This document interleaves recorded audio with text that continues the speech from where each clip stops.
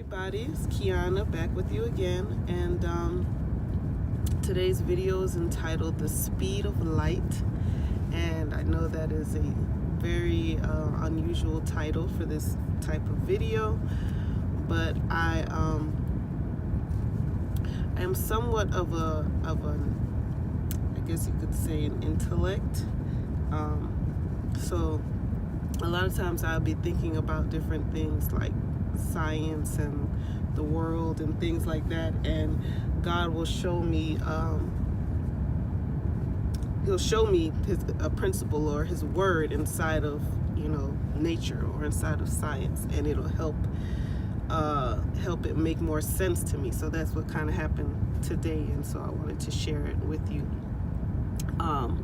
I was thinking about this morning, I actually watched a video recently of a young lady who had a near-death experience, and one of the things she described was how when her soul was leaving the earth, she actually left the earth. Like, she was able to go through space and see the earth from space.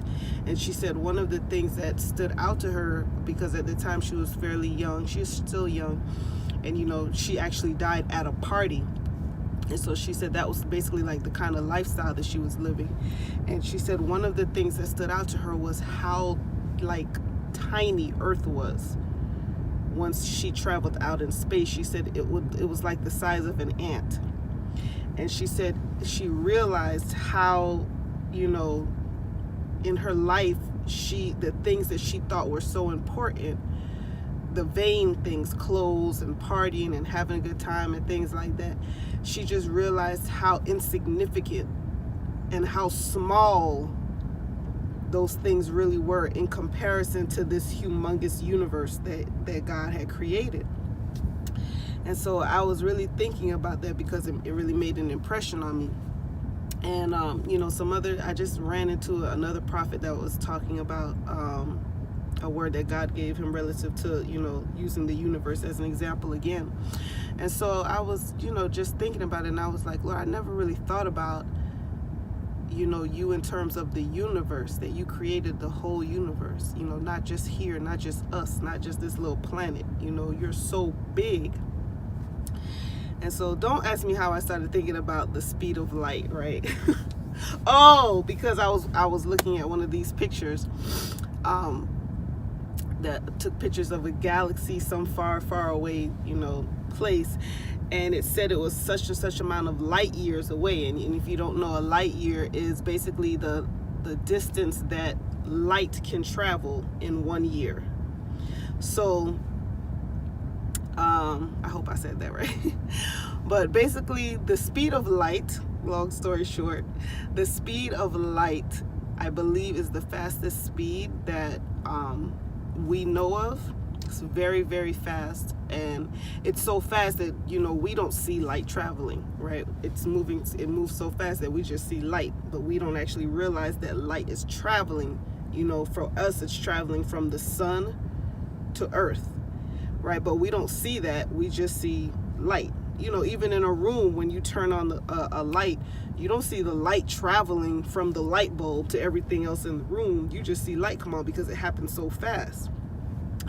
And so I was thinking, what if we could see light traveling? What if we could see, actually see light, if we were fast enough to see light moving, or if we could be fast enough, travel fast enough to see light moving. And as I was thinking about this, the idea, please bear with me, those of you who are like, why is she thinking about this? But as I was thinking about this, I realized that there really would be no point in being able to travel faster than light, because if we could move faster than light, we would be in darkness, right? Because you would be somewhere that light had not come to yet. And so the whole purpose of light is one of the purposes of light is allowing you to see things. And if you can't see something, if you can't see your surroundings, there's really, very little purpose in you being there. And so obviously when I realized that, immediately my gears, my spiritual insight started kicking in, like, oh, there's no point of being ahead of the light, because then you won't be able to see. You'll be in darkness. And so God was showing me that's why I'm telling you there's no point in moving ahead of me, because that's one of the things that he's been dealing with me on, just moving in my own strength. But he just showed me, because I saw it in the natural. I saw it so clearly, like, oh yeah, we will be in darkness, so there's no point in moving ahead of the light. And he was like, yeah, that's what I'm trying to show you. There's no point in moving ahead of me, because I'm the light. So if you move ahead of me, well, no matter how good your intentions are, you're going to be in darkness. You're going to stumble around in darkness. And so, okay, that's basically the gist, right, of what I saw. But it just opened up to me in so many ways how we move ahead of God. We move ahead of him inside of anything. It could be something relative to your personal life. It could be something relative to ministry. It could be something relative to prayer. It could be something relative to the desires of your heart. And I see in my life where God is trying to destroy my belief in my own ability to do things, in my own ability to make things happen, in my own ability to bring about a good result. Because sometimes we have good intentions, but no matter how good our intentions are, nothing that we do is good. It never comes out right. And even when it looks right, we don't see the long-term effects. Some things look like I did good. This was good right now. It had a good effect. Everything turned out good. Hallelujah, Jesus. But we don't see what happens down the road, right? We don't see what it's going to cause down the road.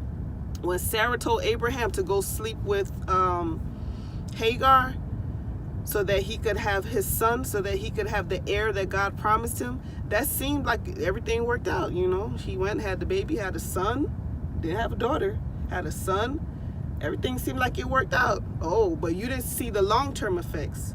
You didn't see when God did what he said not when you did it, but when God did what he said he was going to do, it caused problems with what you did, because those two sons had issues.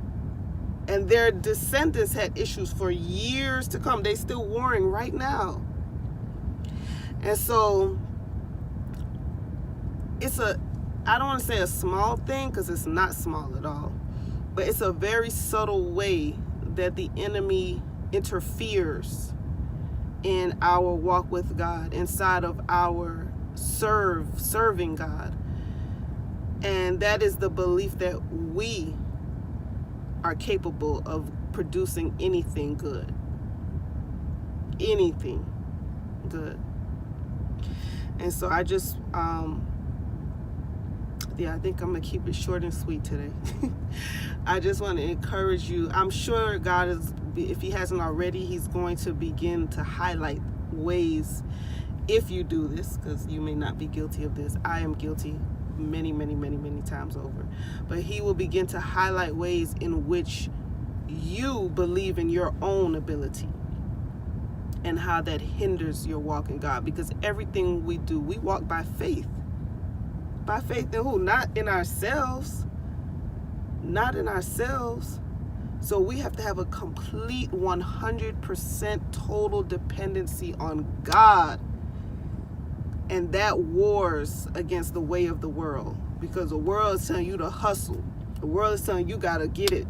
The world will even tell you God help those who help themselves. So the world is the way of the world is completely against that mentality of dependency on God. Not dependency on people, but dependency on God. 100%. Not just when you can't see a way. Not just when it looks too hard for you. He does those situations to bring you back to realize, you need me. Even the things that you take for granted, the things that you think you're doing, I'm doing it. 100% total dependency. Don't move ahead of me. Do not move ahead of me. And so I just want to leave you with that today, and I hope that I know that God will minister to your hearts and minister to our hearts, that we be completely, totally dependent on Him, and that there will be no pride and arrogance in our lives to think that we can do anything of ourselves.